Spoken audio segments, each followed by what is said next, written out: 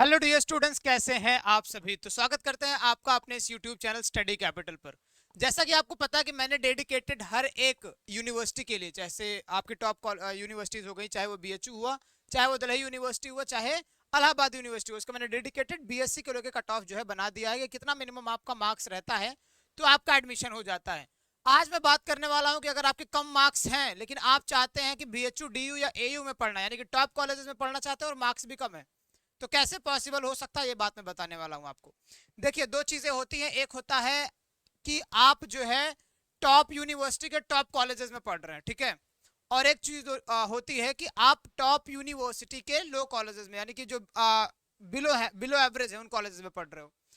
Reason क्या होता है दोनों में डिफरेंस मैं बता दूं। टॉप कॉलेजेस में आपको टॉप अपॉर्चुनिटीज मिलेंगी, आपको इंफ्रास्ट्रक्चर बढ़िया मिलेगा और आपके जो इन्वायरमेंट होने वाले हैं वो एकदम झक्कास होने वाले हैं। मतलब ये कहें कि आपको आपके साथ में जो भी मिलने वाले हैं, एक ऐसी कैटेगरी के लोग मिलने वाले हैं जिनकी सोच सबसे अलग होने वाली है, क्योंकि वो टॉपर्स होने वाले हैं। अब मैं बात करूं बिलो एवरेज कॉलेजेस की, तो वहां पे होता क्या है कि आपकी जो डिग्री बनेगी वो दिल्ली यूनिवर्सिटी के सेम, यानी कि जैसे दिल्ली यूनिवर्सिटी डिस्ट्रीब्यूट कर रहा है, मैं अभी डीयू की बात कर रहा हूँ, तो डीयू में हिंदू कॉलेज को भी मैं वही सर्टिफिकेट प्रोवाइड करूंगा, दिल्ली यूनिवर्सिटी ही लिखा रहेगा। और मैं बिलो एवरेज, चाहे वो साउथ कैंपस की बात करो या इवनिंग कॉलेज की बात करो, वहां पे भी मैं आपको सेम सर्टिफिकेट ही प्रोवाइड करूंगा। बस डिफरेंस क्या आएगा? कोई नहीं, सर्टिफिकेट में कोई डिफरेंस नहीं आएगा। हाँ, अंतर एक ही रहेगा कि आपको वो इन्वायरमेंट नहीं मिल पाएगा जो आपको top Hindu college, saint Stephen college में मिलने वाला है, ठीक है। बशर्ते आपका अगर सपना है कि हाँ मेरे पास भी दिल्ली यूनिवर्सिटी का टैग रहे, तो हाँ आप कर सकते हैं कम मार्क्स में भी, क्योंकि आपके मार्क्स भी कम आए हैं, तो इतना तो कॉम्प्रोमाइज करना होगा। तो आज उसी की बात करने वाले हैं कि कितने कम मार्क्स रहने वाले हैं तो आपका एडमिशन हो जाता है। लेकिन आज ये बीएससी, बीए, बीकॉम में तीनों लिख के आऊँ, लेकिन डेडिकेटेड मैं बात करूंगा बीएससी को लेकर, ठीक है। अगली वीडियो आएगी तो मैं बीए या बीकॉम को लेकर बात करूंगा, क्योंकि बीकॉम का क्रेज दिल्ली यूनिवर्सिटी में बहुत ज्यादा, तो उसके लिए अलग से वीडियो बनाना है। देखो, सबसे पहले मैं बीएचयू की बात करता हूं। मैंने कट ऑफ बताया था और मैंने बता दिया था अगर आपके मार्क्स डेडिकेट अगर 300 तक आ रहे हैं, ठीक है, 600 में से बीएचयू का बीएससी का कट ऑफ जो बनता है वो 600 में बनता है। अगर 600 में से आपके 300 आ रहे हैं, अगर आप जनरल कैटेगरी के हैं, तो मिनिमम तक आप क्या करें, लास्ट तक संघर्ष करें, मॉप अप राउंड 1 तक, सेकंड तक, थर्ड तक, चांसेस आपके बन जाते हैं, ठीक है। कई लोग ऐसे होते हैं जो निराश होकर लौट जाते हैं। उन्हें पता लगता है पहली कट ऑफ, मैं अभी भी बता दे रहा हूँ, पहली कट ऑफ आएगी 600 में से 450। बच्चे डर के एकदम पूरा मतलब उनकी हालत खराब हो जाएगी कि यार आप क्या करें, हम 450 कट ऑफ गए, मेरे तो आए हैं 280 नंबर, 320 नंबर। तो उस कट ऑफ को लेकर डरना नहीं है, क्योंकि पहली कट ऑफ सीटें, नंबर ऑफ सीट्स को लेके बनती है। मेरे पास सीट इतनी है, मैं इतना ही कट ऑफ बता सकता हूँ, नहीं तो बाकी लोग भी तो ऑब्जर्व कर रहे हैं ना भाई, तुम्हारे पास में तो 100 सीटें और तुमने कहां से बता दिया 400 बच्चों का कट ऑफ, तो उनके पास में लिमिटेशंस होती हैं। अब जो बच्चों के 450 नंबर आए हुए हैं 600 में से, वे 850 में कहीं ना कहीं उनके 700 मार्क्स, 650 मार्क्स आए होंगे, तो वो बीएचयू प्रेफर करेंगे या डीयू प्रेफर करेंगे? डेफिनेटली वो डीयू प्रेफर करेंगे, तो वो लोग चले जाएंगे डीयू में। तो यहाँ पे सीटें क्या हो गई, वैकेंट हो गई। अब यहाँ पे अगर सीटें खाली हुई तो यहाँ का कट ऑफ फिर से लो जाएगा। कई लोग प्रेफर करते हैं कि मैं बीएचयू ना जाके मैं अपने गांव, अपने लोकेलिटी में ही शिफ्ट हो जाऊं, जहां थोड़ी बहुत अच्छी यूनिवर्सिटी, कॉम्प्रोमाइज करने के चक्कर में।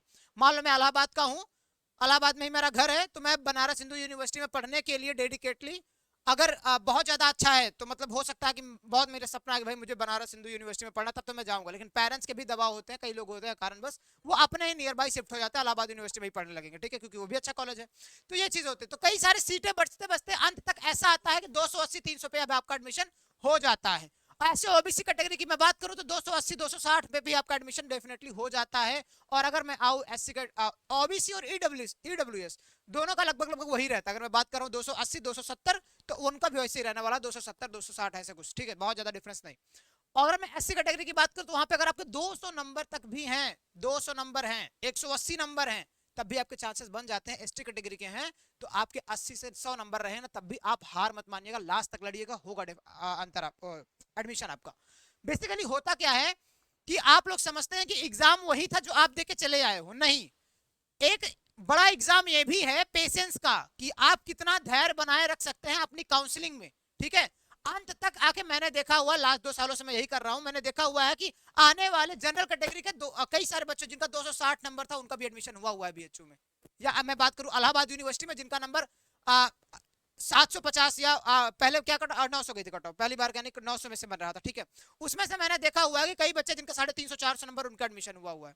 तो 50% से भी नीचे तक कट ऑफ आ जाती है भाई।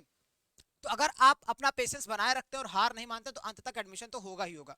चलिए, अगर आप लड़के हैं और आप जनरल कैटेगरी के हैं, ऑनेस्ट टॉक है, अगर आप लड़के हैं और जनरल कैटेगरी के हैं, आपके मार्क्स 200 से नीचे आ रहे हैं, 250 से नीचे आ रहे हैं, तो अब मैं बताऊंगा आपके लिए बस एक अपॉर्चुनिटी बनती है, अगर आप 250 के बिटवीन लाइक कर रहे हैं, इधर 250 240 के आसपास, तब जाके आपका चांसेस होता है कि आप अगर साइंस बैकग्राउंड के हैं तब आपको मेन कैंपस में ही प्रेफर करना था, लेकिन अगर 250 से कम है तो वो आर्ट्स वाले के लिए चांसेस बनता है, वो डीएवी में जा सकता है, बाकी साइंस वालों के लिए कोई अपॉर्चुनिटी नहीं बनती है बीएचयू में लेके।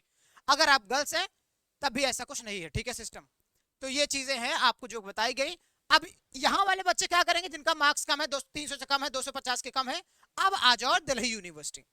जैसा कि आपको पता है दिल्ली यूनिवर्सिटी में लगभग 80 कॉलेजेस हैं, 80 कॉलेजेस में बहुत ज्यादा सीट है, मतलब लगभग सीटें आपकी दिल्ली यूनिवर्सिटी में मिल जाती हैं। और मैं बता दूं, अगर आपके अच्छे नंबर हैं तब भी आप दिल्ली यूनिवर्सिटी में पढ़ सकते हैं, बहुत कम नंबर है तब भी आप दिल्ली यूनिवर्सिटी में पढ़ सकते हैं। कैसे? दिल्ली में दो तरह के कॉलेज होते हैं, नॉर्थ कैंपस, एक साउथ कैंपस। नॉर्थ कैंपस का अलग क्रेज होता है, उनके लेवल अलग होते हैं, साउथ कैंपस का अलग क्रेज होता है। क्रेज कहने का मतलब ये कि नॉर्थ कैंपस को हम लोग एवरेज के ऊपर कॉलेज मानते हैं, टॉप कॉलेज मानते हैं, और साउथ कैंपस को हम लोग मानते हैं बिलो कॉलेज या बिलो एवरेज कॉलेज ऐसा मानते हैं, ठीक है। तो इनमें होता क्या है कि सबसे पहले नॉर्थ कैंपस में टॉप जो कॉलेजेस जैसे वो मिरांडा हाउस हो गया, चाहे वो सेंट स्टीफन हो गया, चाहे वो हिंदू कॉलेज हो गया, बच्चे चाहते हैं मैं वहां पढ़ूं, वो अपनी काउंसलिंग कराते हैं, उनका जाता है कट ऑफ में से 600 में से। देखो भाई लैंग्वेज, अब पिछली बार लैंग्वेज का नंबर जुड़े थे, इस बार क्या हो गया है, वो भी लैंग्वेज में सिर्फ आपको पासिंग मार्क्स चाहिए होते हैं बस, यानी कि आप पास हो बस, ठीक है, उतना सफिशियंट है लैंग्वेज को लेके। बाकी आप अगर फिजिक्स केमिस्ट्री मैथ चूज कर रहे हैं, फिजिक्स केमिस्ट्री बायो, तो वहां पे होता क्या है, ऑनर्स होता है और प्रोग्राम होता है। मैं बता दूं प्रोग्राम की कट ऑफ थोड़ी सी ज्यादा जाती है, जैसे मैं फॉर एग्जांपल 600 में से 550 कट ऑफ गई है प्रोग्राम की, तो 600 में से 530 या 520 कट ऑफ जाती है ऑनर्स को लेके, ठीक है। अब ऐसे ही सबसे टॉप कट ऑफ है, उसके बाद कट ऑफ गिरते गिरते आती है 400 तक, 350 तक, 400 तक तो मानिए कि आती आती कट ऑफ, ठीक है। उसके बाद क्या है, ऐसे जैसे जैसे कॉलेज आपके नीचे जाने लगते हैं, वैसे वैसे आपके नंबर नीचे जाने लगते हैं। क्योंकि दिल्ली यूनिवर्सिटी का कोई मेन कैंपस नहीं होता, वहां पे सारे एफिलिएटेड कॉलेज ही है, ठीक है, कोई मेन कैंपस में पढ़ाई नहीं होती है, ठीक है। तो वहां पे कॉलेज ही सब कुछ है, वहां पे एक लाइन से कॉलेज बने हुए साउथ कैंपस के इवनिंग कॉलेजेस हैं, जहां पे 100-200 नंबर पे भी एडमिशन होता है, ठीक है। अगर आपके बहुत कम नंबर है तब भी आपका एडमिशन संभव है दिल्ली यूनिवर्सिटी में, ये मैं बताना चाहता हूँ। मैं ऑनेस्टली गाइड करता हूँ सभी स्टूडेंट्स को कि अगर आप पढ़ना चाहते हैं, बीएससी करना चाहते हैं, तो बीएचयू तो आप करिए, लेकिन अगर आपके मार्क्स कम है, ज्यादा कुछ भी है, दिल्ली यूनिवर्सिटी को तो जरूर टारगेट बना के रखिए और दिल्ली यूनिवर्सिटी में काउंसलिंग जरूर करा लीजिए। दिल्ली यूनिवर्सिटी में आप काउंसलिंग करा रहे तो आपको कॉलेज मिलेगा ही मिलेगा, अंत तक मिलेगा। क्योंकि बीएचसी में क्या होता है, बीएससी में सुनो, बहुत कम स्टूडेंट्स जो है ग्रेजुएशन करने आते हैं, लगभग लोग आईआईटी जेईई नीट में बढ़ जाते हैं, ठीक है। बहुत कम होते हैं जो कि ग्रेजुएशन फील्ड में आते हैं, और डेफिनेटली इसी वजह से सीटें सबको मिलती संभव होती है, ठीक है, चाहे वो दिल्ली यूनिवर्सिटी चाहे वो बीएचयू। अब आ जाइए इलाहाबाद यूनिवर्सिटी की तरफ। इलाहाबाद यूनिवर्सिटी में भी भाई कई सारे एफिलिएटेड कॉलेज होते हैं, लेकिन मेन कैंपस के यहाँ पे अलग क्रेज होती है। मेन कैंपस में आपको अगर 450 नंबर 450 से ऊपर है तो आपके एडमिशन होते हैं। यहाँ पे होता क्या है, आपको 2 डोमेन सेलेक्ट करना होता है, यानी 2 + 2 400 नंबर, प्लस आपको एक लैंग्वेज सेलेक्ट करना होता है और एक आपको जनरल टेस्ट सेलेक्ट करता हो। इस तरह से आपके ओवरऑल मार्क्स कितने हो जाते हैं, कम ऑन कैलकुलेट, 200 + 200 + 200 लैंग्वेज + 250 कितना हो गया भाई, 2 2 4 2 6 2 850। पिछली बार 900 का हुआ था, क्यों? क्योंकि जनरल टेस्ट आपका 300 नंबर का था। इस बार कितना है, 850। 850 में से अगर आप 50% मान लो, चलो 50% कम करो भाई, इसका कितना हो जाएगा, लगभग अप्रॉक्स 425 ऐसा कुछ मान ले, ठीक है। कितना हो जाएगा, 425 नंबर तक भी अगर आपके नंबर आ रहे हैं तो आपके चांसेस यहाँ पे बन जाते हैं। और मुझे नहीं लगता कि जर्नल टेस्ट, लैंग्वेज और 2 डोमेन को मिलाने के बाद अगर आपके 300-400 नंबर के आसपास नहीं आ रहे हैं तो मतलब बेकार ही है भाई, फिर क्या ही मतलब है, ठीक है।